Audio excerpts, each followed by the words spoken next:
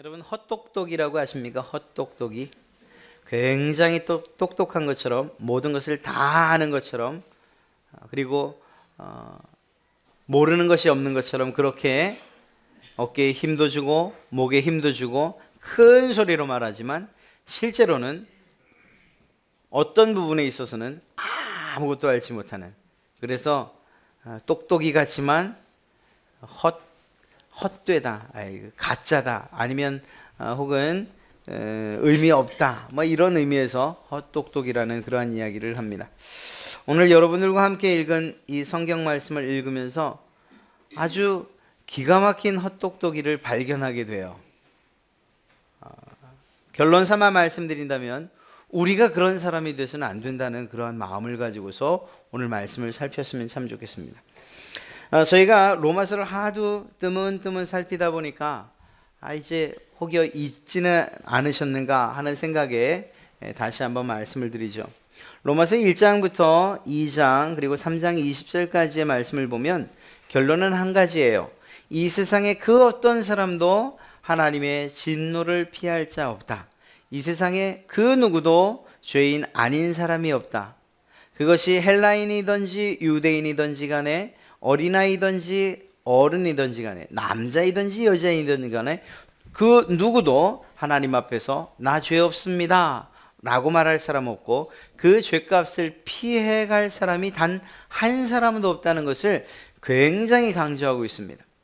특별히 로마서라고 한다면 이 로마서는 누구에게, 어떤 교회에 보내진 편지일까요? 네, 로마 교회. 로마에 있는 교회, 그곳에 보내진 편지예요. 그곳은 구성 자체가 이방인, 많은 수의 이방인과 적은 수의 유대인, 그리스도인들로서 구성되어 있었습니다. 그런데 그럼에도 불구하고 그 안에서 매우 이 목에 힘이 들어가 있는 그러한 이들이 있었어요. 바로 유대인들이었습니다. 유대인 그리스도인들. 그들에게는 이방인들을 얕잡아 볼 만한 이유들이 몇몇 가지가 있었고, 그것은 교회 안에서 때로는 분란을 일으키거나 때로는 잘못된 가르침으로써 사도 바울의 가르침을 대적하기도 했었습니다. 이러한 자들을 향해서 사도 바울은 이야기해요. 이방인들은 이방인대로 멸망받을 수밖에 없는 자들이고 유대인들은 유대인대로 멸망받을 수밖에 없는 자들이다. 죄 없다 할 수 없는 사람들이라는 그러한 결론에 이 모든 사람들, 로마 교회 사람들 뿐만 아니라 이 세상의 모든 사람들을 한 곳으로 몰아가고 있는 거예요. 당신들은, 우리는 죽을 수밖에 없는 사람들이다 라는 이런 결론으로요. 그런 가운데서 2장은 특별히 유대인들을 향한 하나님의 심판에 대해서 이야기를 하고 있습니다. 이미 우리가 살펴봤던 것처럼 2장 1절로부터 11절까지의 말씀에 대해 그곳을 살펴보면 역시 이방인들이 아니라 유대인들에 대한 그러한 심판에 대해서 이야기하고 있습니다. 그들의 범죄가 무엇인지, 왜 심판을 피할 수 없는지에 대해서 설명을 해가고 있는 것이죠. 그러한 가운데에서 이 첫 번째 부분에서는 유대인들이라고 해서 도덕적으로, 윤리적으로 이방인들보다 우위에 있는 것이 아니라는 사실을 매우 강조하고 있습니다. 이 유대인들은 자기도 알지 못하는 사이에 하나님의 선민, 선택받은 자라는 그러한 의식이 마음속에 있었고, 그것이 어떻게 작용했는가 하면 우리는 저들 이방인들보다 도덕적으로, 윤리적으로 우위에 있다, 더 높은 자리에 있다, 이런 생각을 은연중에 하게 되었습니다. 그러나 사도 바울은 그러한 생각들이 잘못되었다는 것을 분명하게 지적하고 있고, 즉 다시 말해서 이방인들보다 결코 낫지 않다. 하나님의 앞에 설 때에는 너희 유대인이나 이방인이나 매한가지다. 죄인이고 그 죄값을 치러야 하는 데 있어서는 결코 다르지 않다. 이러한 사실들을 지속적으로, 아주 계속적으로 주지시켜 죄인됨을 이야기하고 있습니다. 그러면서 무엇을 이야기하는가? 이방인들을 생각해 보면 이방인들의 죄가 무엇이냐?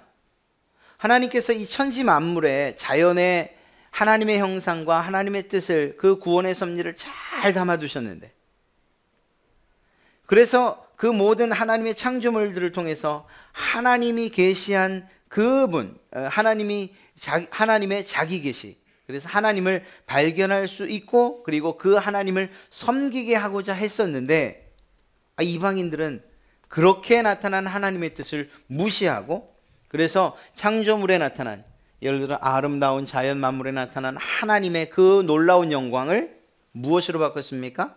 썩어져 없어질 우상에 절하는 것으로서 바꿔버린 거예요. 하나님의 그 놀라운 영광을 우상으로 대체해서 그 우상에 절하는 죄를 범했어요. 그러니 이방인들은 죽을 수밖에 없다라는 사실을 얘기했죠. 그런데 반면에 유대인들의 죄는 무엇이냐? 1절부터 11절까지 이야기하는 그 죄가 무엇이냐면, 유대인들은 알고 있다는 거예요. 즉 다시 말해서 하나님을 알고 있어요. 하나님이 보여주신 자비도 알고 있고 하나님이 베풀으신 은혜도 알고 있는 사람들이에요. 무엇보다 하나님께서 그들을 참고 참아주셨어요. 하나님께로 돌아오기를 기다려주셨다는 거예요.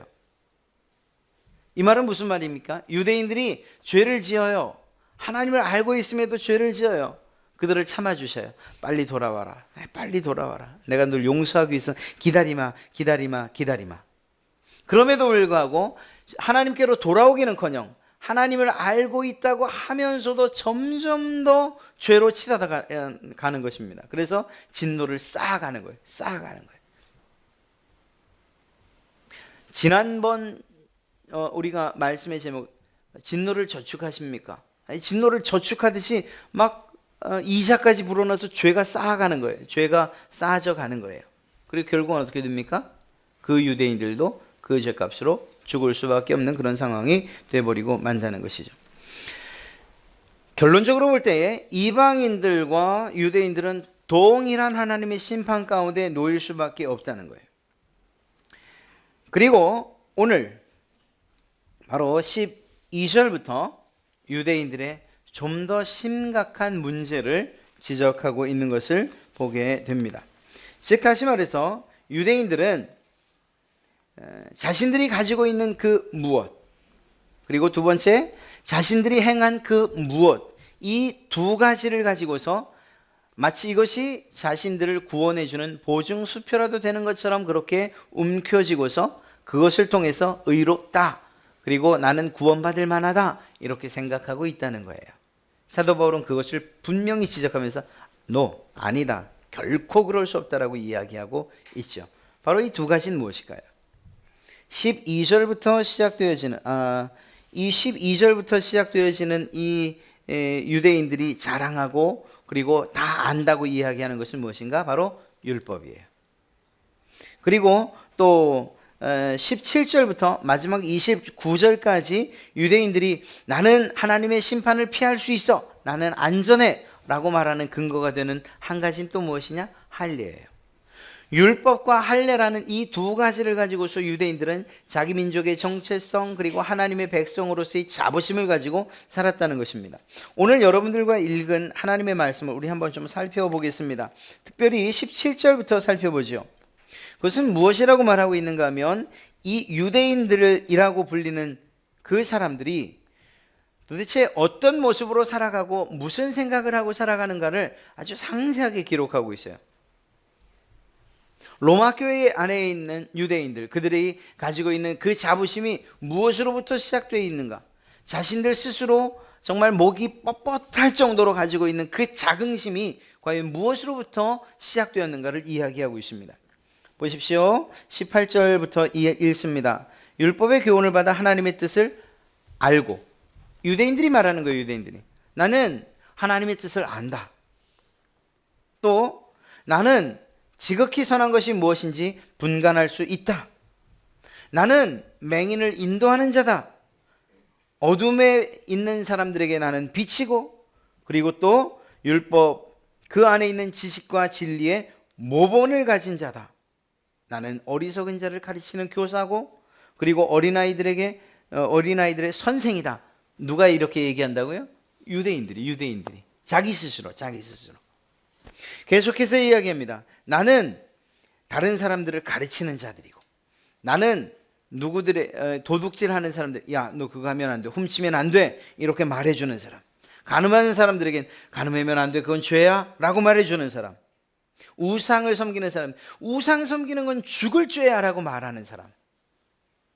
바로 내가 그런 사람이다. 유대인들이 스스로 이야기하는 거예요. 그래서 어떻게 합니까? 23절에 말하는 것처럼 율법을 자랑하는 사람들이에요. 유대인들이 바로 그런 사람들이에요. 사도 바울이 그 사실을 아주 콕 집어 말하고 있는 거예요. 야, 너희가 율법 하나 가지고 있다고 해서 이렇게 자랑하는구나. 모든 것을 안다고 말하는구나. 그러나 그 결말은 어떻습니까? 사도 바울이 유대인들을 향해서 말하는 그 결말은 뭐예요? 너희가 참 헛똑똑이구나, 이렇게 얘기하는 거예요.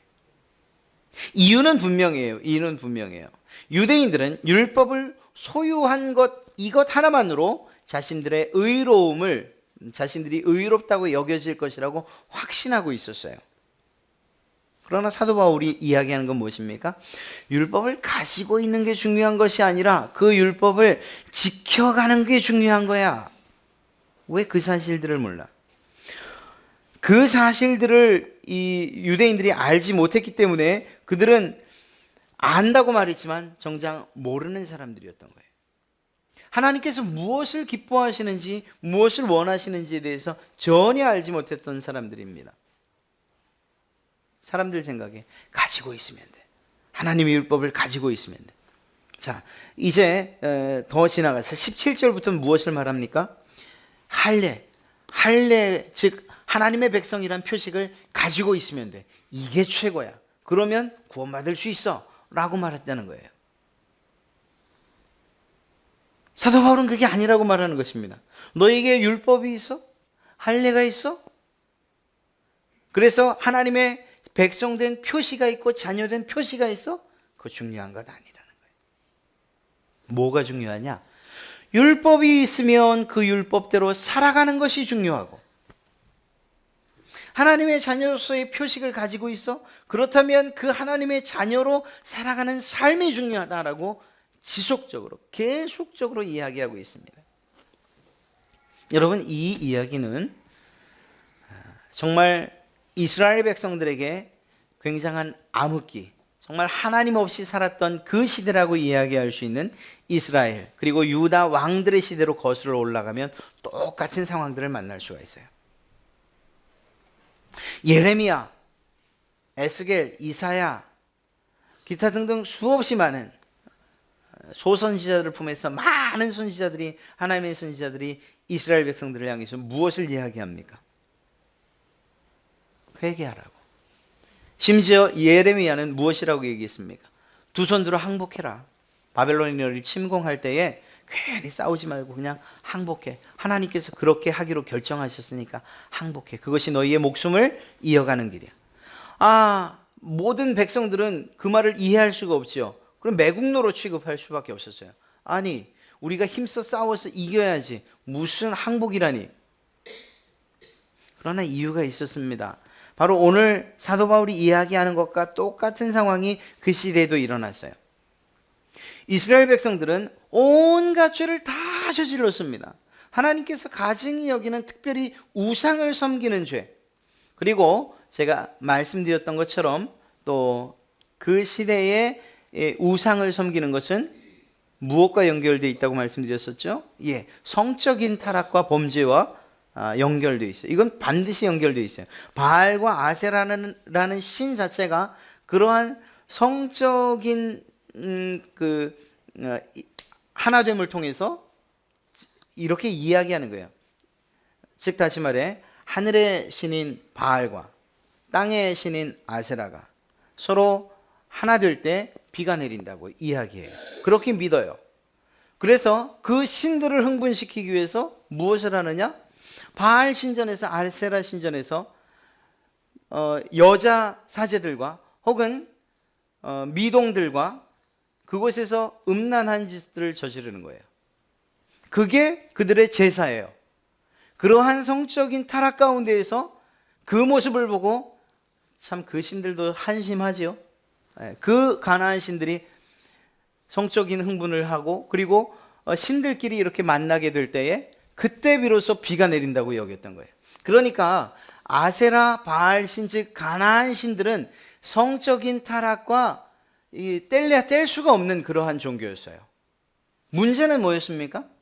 하나님을 믿는 백성들이 가나안 땅으로 들어간 다음에 지금까지 광야에서 지켜주셨던 그 하나님, 그 하나님의 임무는 여기서 끝이라고 생각했던 거예요.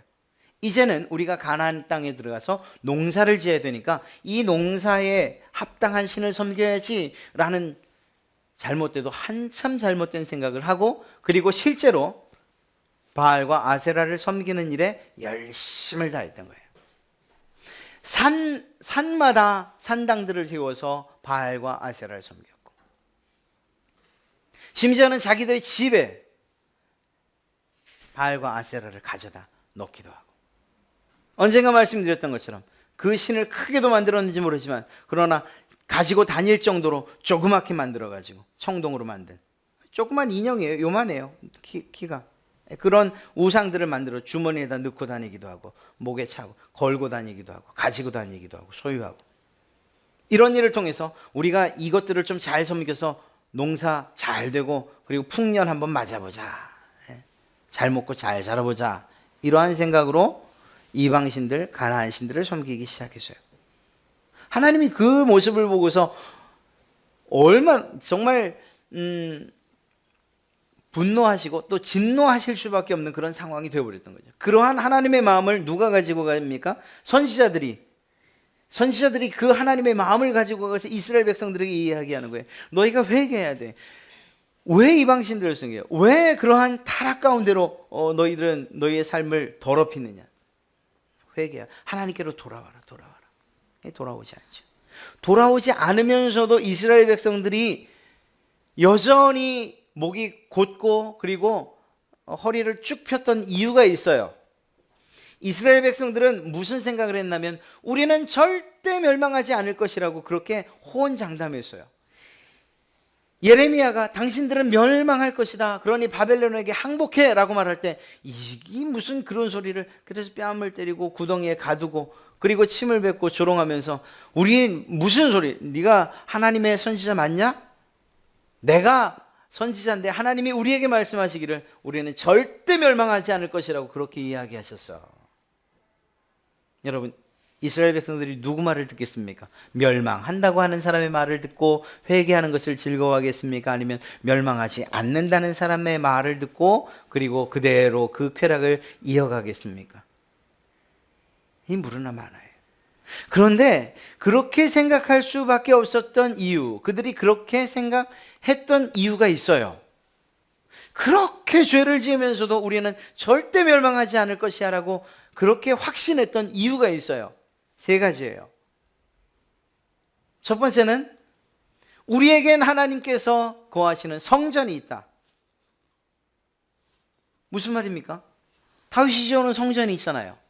이 성전으로 말할 것 같으면 하나님이 임재하시는 것이고 우리와 함께 거하신다고 하신 바로 그 성전인데 아니 우리 이 땅에 이 성전이 있는데 우리가 멸망할 리가 있느냐?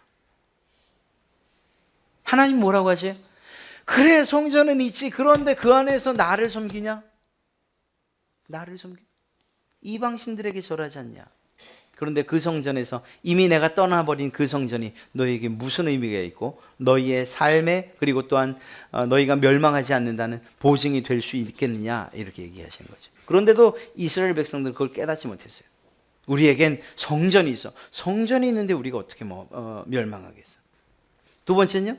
율법. 오늘 똑같은 이야기대로 우리에겐 율법이 있어. 하나님께서 우리에게 수여해 주신 이 율법이 있는데 우리가 멸망하기는 절대 멸망할 수 없지. 오늘 사도 바울이 이야기하는 대로 한다면 너희에게 율법을 가지고 있는 것, 소지한 것, 아는 것 그게 중요하냐? 율법대로 사는 게 중요하지. 하나님의 마음은 그런 거예요. 그러나 이스라엘 백성들은 단지 가지고 있다는 것만으로서 자기들이 멸망하지 않을 것이라고 여겼던 거죠. 세 번째는 뭐예요? 그들이 밟고 있는 땅. 하나님이 우리에게 선물로 주신 이 거룩한 땅. 이 거룩한 땅을 하나님이 엎으실 리가 있냐? 절대 그러실 리 없어. 우리는 바로 그 거룩한 땅에, 축복의 땅에 있는데 우리는 멸망당하지 않아. 여러분, 아는 것 같지만 하나님의 마음을 조금도 알지 못한 사람들, 그들의 결론은 결국은 멸망밖에 없었어요. 바벨론의 포로 되는 것밖에 없었어요. 오늘 똑같은 이야기를 하는 거예요. 유대인들에게 율법과 할례 매우 중요하죠. 하나님의 자녀로서의 표, 하나님의 백성으로서의 표, 하나님의 백성으로서 지켜가야 할 그러한 선과 악의 기준이 되는 그러한 율법, 중요하죠. 그런데 무엇을 몰랐습니까? 그것을 가지고 있으면 된다고 여겼던 자신들의 잘못된 생각을 알지 못했던 거예요. 그저 몸에 할례를 받으면 그것으로서 하나님의 백성으로서 끝이라고 그렇게 생각한 것, 그것이 잘못된 거예요. 그들이 알지 못했던 것은 무엇입니까? 하나님의 마음과 하나님의 뜻을 알지 못했던 거예요. 하나님의 뜻은 무엇입니까? 너희에게 율법을 준 것은 그 율법대로 살라고 준 거예요. 너희에게 할례의 표식을 준 것, 그래서 하나님의 백성으로 내가 삼은 것은 하나님의 백성처럼 살라고 준 거야. 그런데 그저 율법을 가지고 있는 것만으로, 그러면서 그 가지고 있는 그 기준을 자기에게 적용시키는 것이 아니라 범하는 다른 사람들, 너 간음하면 안 되지, 율법에 그렇게 말했잖아. 너 도둑질하면 안 되지, 율법에 그렇게 말했잖아. 남을 가르칠 줄은 아는데 우상에게 제사 지내면 안 되지, 절하면 안 되지, 율법에 그렇게 말했잖아.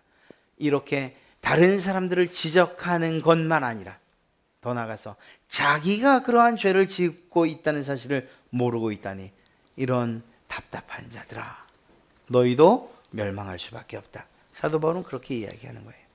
할례도 마찬가지예요. 몸의 할례가 중요한 게 아니라 마음의 할례가 중요한데, 너희는 그저 몸에 난 표식 하나만 가지고서 하나님의 백성으로서 영원토록 너희가 어떻게 살아도 하나님께서 용서하실 것으로 여기느냐? 결코 그렇지 않다고 이야기하는 거예요. 사도 바울은 이렇게 유대인들, 택함 받은 자들도 결국은 멸망받을 수밖에 없는, 율법을 지키지 않는 자, 그리고 또한 그 하나님의 백성된 그 모습대로 살지 않는 그들, 결국은 하나님의 진노 가운데로 갈 수밖에 없다는 사실을 조목조목 반박하고 있는 것입니다. 물론 이것은 사도 바울의 아주 치밀한 계획이에요. 이 세상의 모든 사람들이 다 죽음을 향해서, 그리고 하나님의 진노를 향해서 가고 있다라고 결론 내리기 위한 거예요. 틀린 말은 아니죠. 사실을 이야기했고요.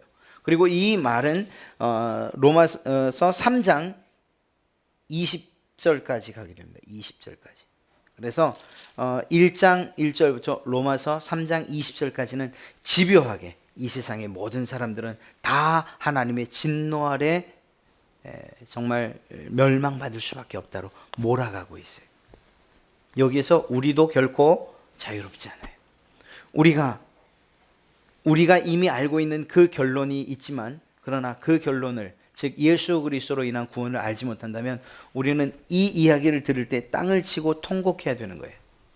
그렇다면 나는 어떻게 구원받는가? 아니, 이 세상에 그러면 누가 구원받는가?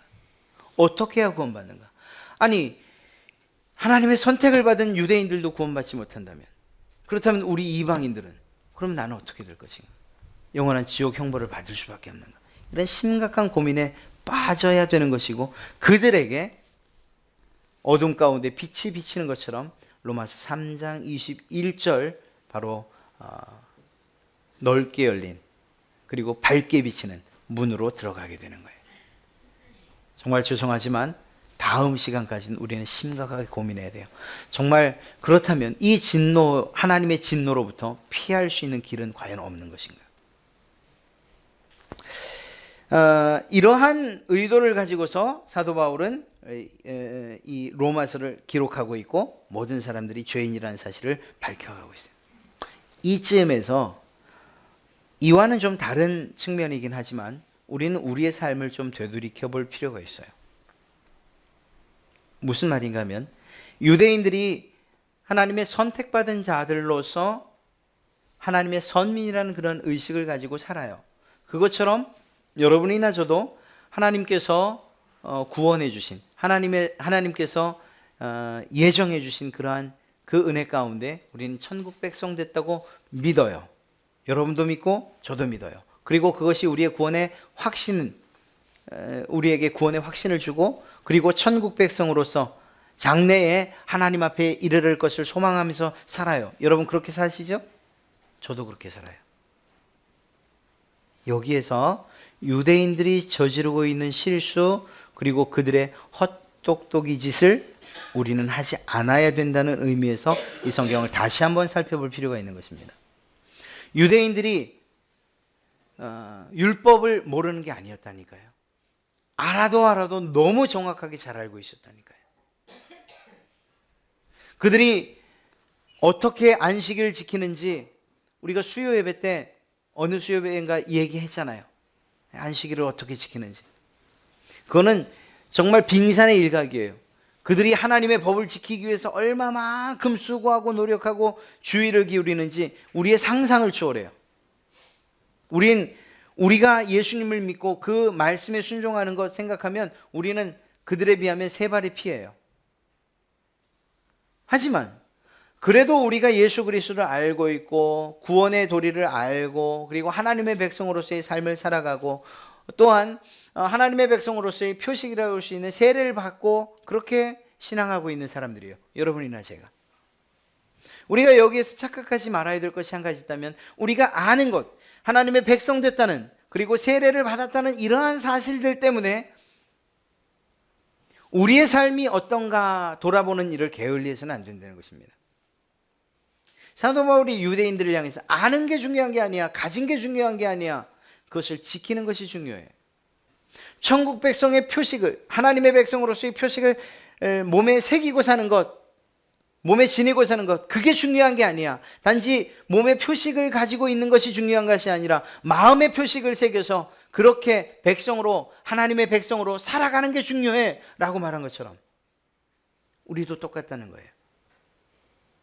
말씀을 들을 때 지식으로, 머릿속으로 이해하는 것으로 끝나서는 안 된다는 거예요. 마음속으로 느끼는 것, 그것만으로도 부족하다는 거예요. 주님께서 우리에게 말씀을 주시고 그 말씀을 이해되게 하시고 마음속에 감동 주시는 것은 무엇인가 하면 그 말씀대로 살라고 하는 거예요. 살라고. 이러한 말씀대로 살려는 부단한 노력이 여러분이나 제게 있어야 된다는 거예요. 그때 우리는 사도 바울이 적어도 오늘 유대인들을 책망하는 이 책망으로부터 자유로울 수 있어요. 하나님의 백성으로서, 천국 백성으로서 우리의 삶에 표식을 주셨어요. 세례로, 그리고 또 성찬에 참여하는 일들로. 우리가 거룩한 하나님의 백성이요 하나님의 자녀라는 사실들을 우리는 그러한 예식들을 통해서 은혜로 받아들이고 누리면서 그렇게 살아요. 그런데 그것으로 끝나서는 안 된다는 거예요. 떡을 떼는 것을 통해서 내가 주님의 살과 피를 먹습니다. 우리가 세례받은 것을 기억하면서 내가 하나님의 백성된 표식을 내 삶 가운데, 내 몸 가운데 지녔습니다. 세례패를 보면서, 그것을 보면서 나도 천국 백성입니다, 이렇게 말하는 것으로는 부족하다는 거예요.